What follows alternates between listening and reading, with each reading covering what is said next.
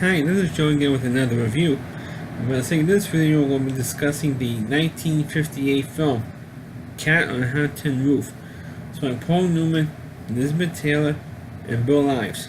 Yes, the guy who provided the voice of Sam the Snowman in Rudolph the Red-Nosed Reindeer was a accomplished actor. And of course, this movie, it's based on the Tennessee Williams play of the same name.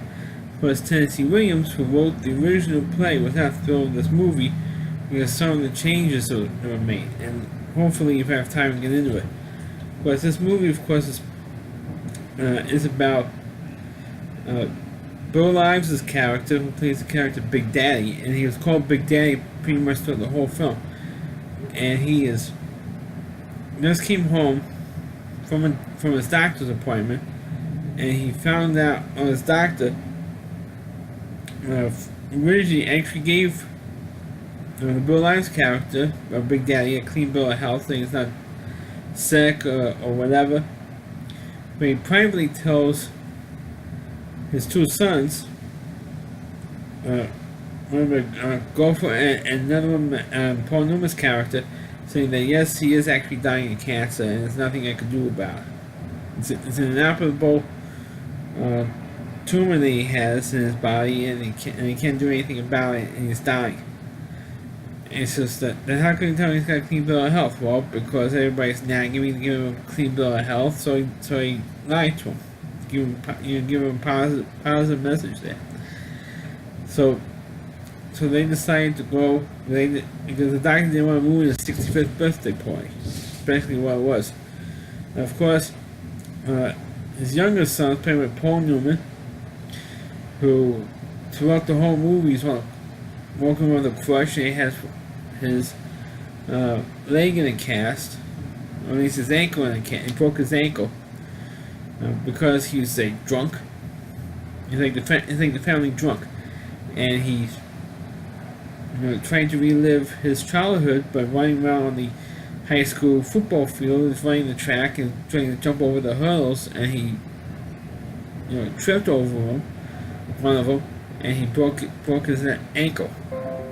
So what he's trying to do is trying to relive his fight, and then the rest of the time he's drinking, finishing one alcohol bottle after another, and of course everybody knows this. Well, also with all this is going on, Elizabeth Taylor's trying to seduce Paul Newman through the whole film. She plays, of course, the main character, Maggie the cat, and she's trying to constantly try to have sex with Paul and trying to seduce him. And Paul Newman doesn't want to have anything to do with Elizabeth Taylor's character Maggie, because he felt that she cheated on him with his best friend, who later killed himself over her. And of course, you find out later on that in the original play, actually, let's look this up. In the original play, Maggie tried to get even with Paul Newman by seducing Paul Newman's best friend, and the guy who killed himself. He's trying to seduce him, and then he says this is, and then at the last minute she said this is wrong, saying not to do it. And of course, because Paul Newman's friend got so upset, he called Paul Newman up, begging for forgiveness, and Paul Newman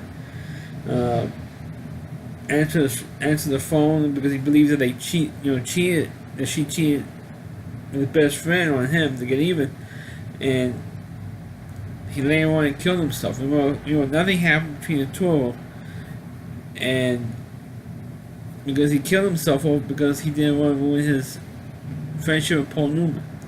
Of course, in the original play, the two of them were supposed to have like some kind of homosexual erotic thing going on between Paul Newman's character and his best friend.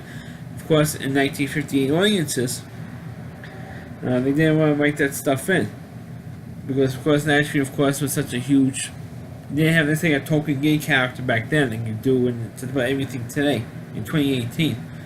I understand this movie was made 60 years ago, so you didn't have a big gays was sort of having a huge stigma that they weren't as accepted as they were now.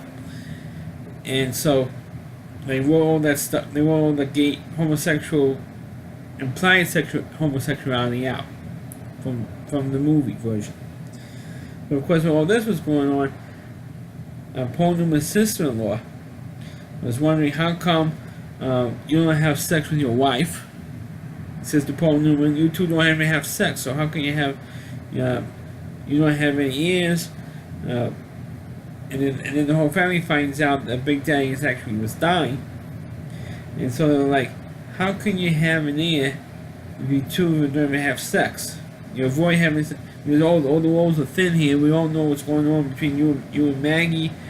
And all this type of thing. So of course it makes Paul Newman even drink even more. And then, of course, when the father, Big Daddy, the Bo Lives character, decides to find out that he has a big confrontation with both Maggie and, of course, Paul Newman's character, Brick, says, okay, I want you guys to tell me what the hell is going on. I want to hear the truth. So Maggie tells told the whole story as to what's going on. And then, of course, he finds out, okay, fine. Well, that's exactly what happened. And Maggie says, yeah, unfortunately, that's what happened. And Paul and Brick never answered his call. Hanging up on him. So he says to go and kill himself. He jumped off the roof or the balcony, whatever, and decided to kill himself. And Paul Newman says, that's what happened. And then he even drinks even more. And then when Paul Newman slips out, that the doctor told me, it says, Big Daddy, the doctor told me that you're actually dying. He lied to you. He says, God damn, why the hell did the jerk lie to me? He said, well, I guess he didn't want to ruin your birthday, I guess. So Big Daddy goes into the basement. We have all this junk that he bought. When he took his wife, it was called Big Mama, played by Dame Anderson, and says, hey, look at all this crap I bought. There's all this worthless junk. And Paul Newman says, oh, there's all worthless crap. He was breaking some stuff in the basement. Broke this big picture of Paul Newman playing football. It was a football and track store, right? And not only high school but in college, because he also played the Cotton Bowl. That's what all some of these bowl games are. They're all enough to be in this movie. And then the two of them had it out and said, you never really loved us. You told us everything what to do. You never said you loved us. You told my brother to have get married, so he got married. You told him to have kids, he had kids, right? And all this stuff, me didn't want to do any of that stuff. But you told me what to do, and they married Maggie, and that's it. And he says, oh, how come you never have kids? I said, well, because I don't love her anymore. I don't love Elizabeth Taylor anymore. And so you had that tension. They married somebody who he really didn't love. And so, but at the end of the movie, Elizabeth Taylor says, or Maggie says to Bill Lars, the Big Daddy, said, guess what, Big Daddy? I got a birthday present for you. And he said, what's your present? I'm having a baby. Naturally, of course, you can't have a baby. She said, I'm expecting. Because it's 1958. You couldn't say the word pregnant back then. And of course, the sister-in-law says, you lie. You don't even have sex. And naturally, you couldn't say sex either. You could say, oh, you never made love. You two never made love to each other. So how can you have a baby? And Bill Lives, and everybody knew there was a lie. I mean, Paul Newman knew it was a lie. Elizabeth Taylor was lying. The mother, Big Mama, she never knew it was a lie. And even Elizabeth Taylor's sister-in-law in the film was called Sister Woman. So you have real stupid names for these characters. He says, oh, it's so Bill Lives looks into Maggie's eyes and says, hey, this girl's got life in her.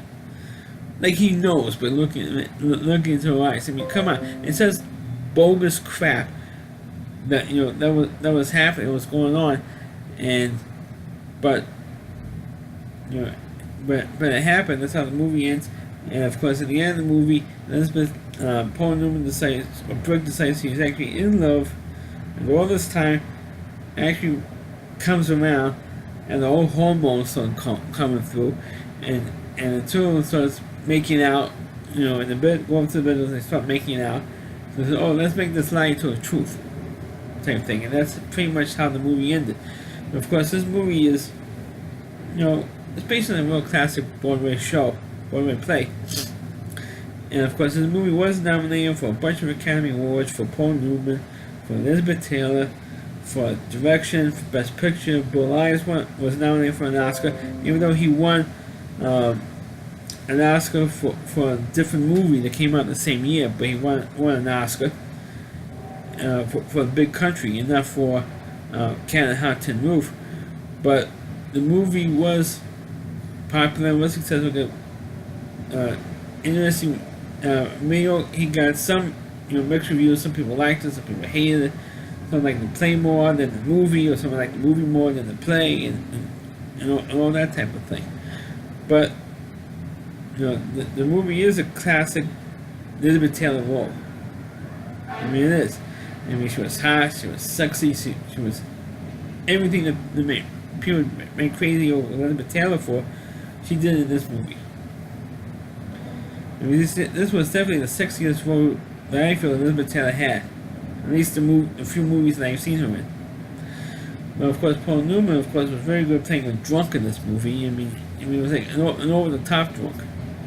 I mean, there was very few scenes in the movie he didn't have a drink in his hand in this film. But it was a very good performance by him, very good performance by Elizabeth Taylor, Bill Ayers, of course.